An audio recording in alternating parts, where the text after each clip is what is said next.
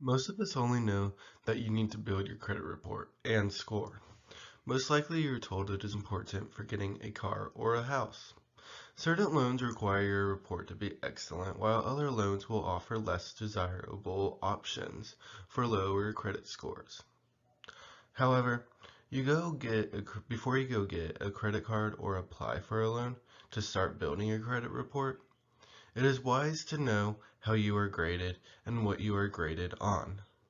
Thank you for clicking on my presentation today, and this is a better investment on credit reports and scores.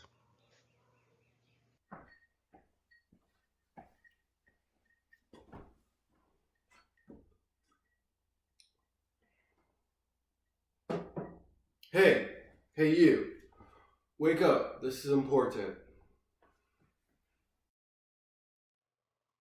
There are three reporting agencies that have their own ways on how to score and how the reports are made. These are Equifax, Experian, and TransUnion. One government perk is that the US Gov places on these agencies is that you can receive a free credit report once a year. Yes, these companies and agencies are regulated, but we will get to that later in the slides. So let's begin with what the report shows. It is vitally important that you keep up to date on your reports, especially because you are allowed one free report from the agencies thanks to your government.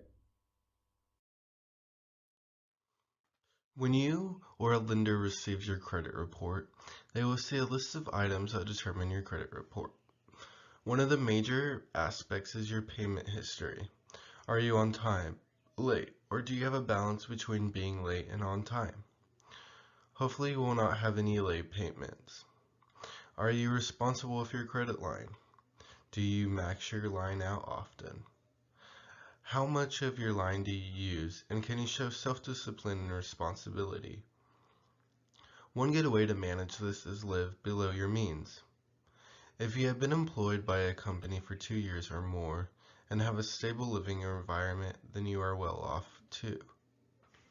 One common mistake is applying to many loans, or if a lending company is pulling your report too many times, it will affect your score. Don't apply to every loan out there. The more people that pull your report, the worse your report looks. Fewer is better in this situation.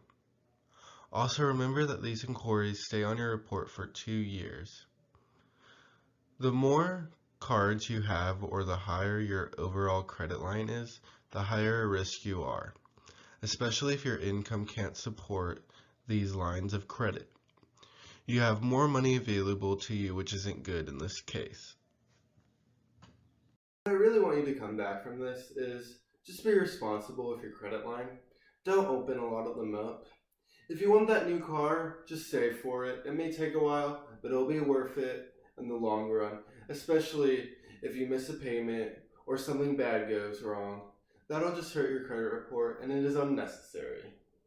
Credit report shows your identity, credit history, public record, report inquiries, and dispute statements. The report has who the report belongs to, but the more important information is, are you responsible for your credit lines? Not only showing payment history, you will see any bankruptcies and other public records that are associated with you.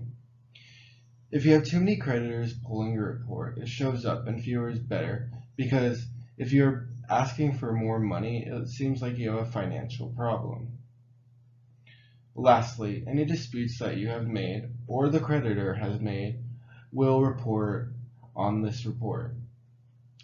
Now, I want to go over what is not on the report. Bank account balances, race, religion, health, although some health bills may show up, criminal records, income, and driving records. Your credit line on time. If it's a credit card, paid in full.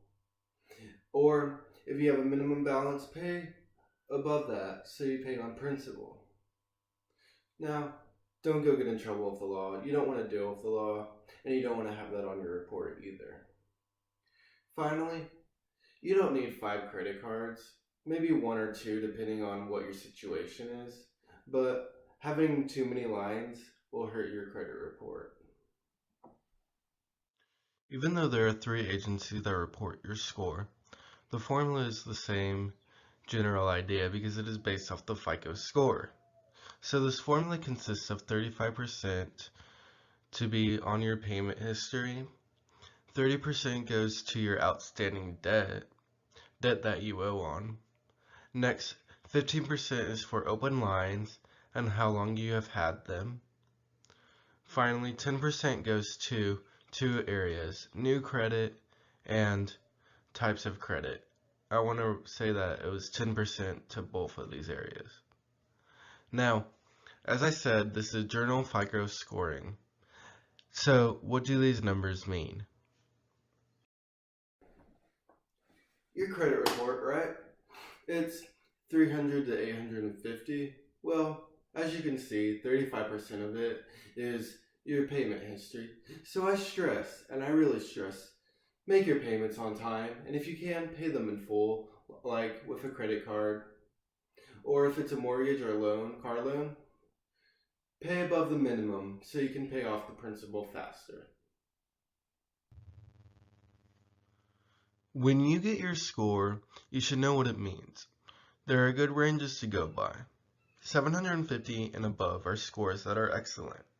You have a very high grade and you will probably get grade offers approved easily. 680 to 749 are good. You will most likely be approved. 600 to 679 is fair and you show some responsibility. Lastly, 600 and below is very poor, and you should probably fix this however way you can. A note to add is your score, because it is just a screenshot. It is only a time frame of that report. Your score is only there and it will be gone. It's the report that stays back, and that's your history that your score is graded off of. Even if you have a bad score, it is only a screenshot. However, it does reflect a poor report. So, if you do have a bad score, make that report shine because I believe in you and I know you can be responsible. Now that you understand what your report consists of and what your score means, mistakes happen and there's always bad management. So you should be aware of these and these acts that will help you on the legal side. So let's start off with the Fair Report Act. Lenders will receive accurate information and only certain people can pull your report. This means that they must have a permissible reason. So you should check it every year though. Make sure it's all accurate and correct. The government provides that they have to give you a free report once every year. The next is there is a council that monitors financial systems. Then Securities and Exchange Commission is another agency that overlooks the markets. The Fair and Accurate Credit Transaction Act protects you from identity theft too. The Dodd-Frank Act helps you stop unfair practices. Or the lenders that are lending everybody money make sure that they're not using unfair practices. Finally, the Consumer Financial Protection Agency. What they do is act like a watchdog on these agencies and on the lenders themselves. Now that you know the laws, if you're being screwed over somehow, try working it out with the agencies. If not, contact the SEC office or the Consumer Financial Protection Agency Bureau.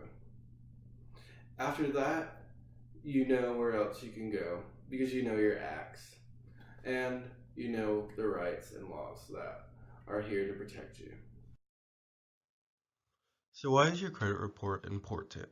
It shows your risk level and can make or break you if you are approved for that loan.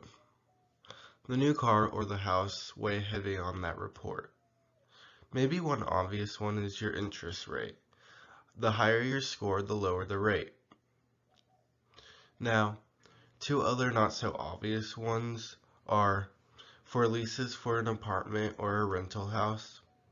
And if your score is bad, tell that new phone bye-bye. So, be responsible on your payments, don't take too much debt on, and live below your means when using loans. The score has big effects in certain areas of your life. Don't make a mistake that could have been easily avoidable. I know you want that new car or that new house. It looks shiny, and it probably is really fun. But with a bad score, you have to say bye bye to that. Keep up to date on your report. Make sure it is correct. If you have a problem, take it to court. You know your laws now and who to contact, depending on what problem you have. Lastly, your report is the official history. The score is only a snapshot. Be careful when dealing with loans. It could lead to damaging effects on your financial life later in the future.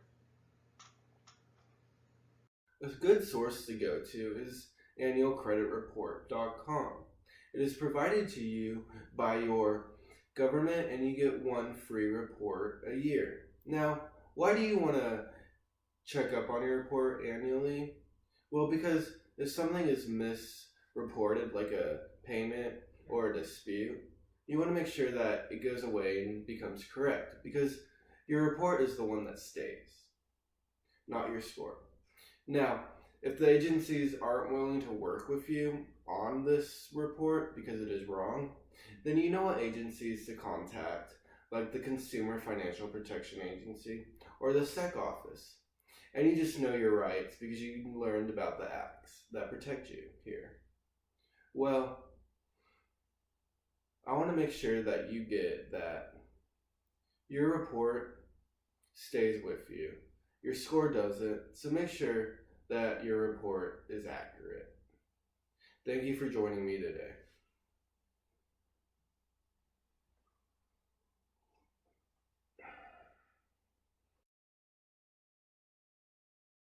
Have you ever wanted to know more about personal finance, investing, becoming financially literate, and just growing yourself overall? Well, ever since I was 12, I've been very passionate about this area, and I've read a lot of books, come up with a lot of ideas, and have some experience to back me up. I want to reveal the importance of these topics and why they matter in today's society. So, I would love to hear from you guys. If you guys could please subscribe to my page, go to abetterinvestment.org, follow me on Facebook and Twitter. Also, comment down below if you have any suggestions, if I haven't done a video over a topic that you'd like me to go over, if I need more information on a topic, or just anything. I would love to hear from you guys. Thank you.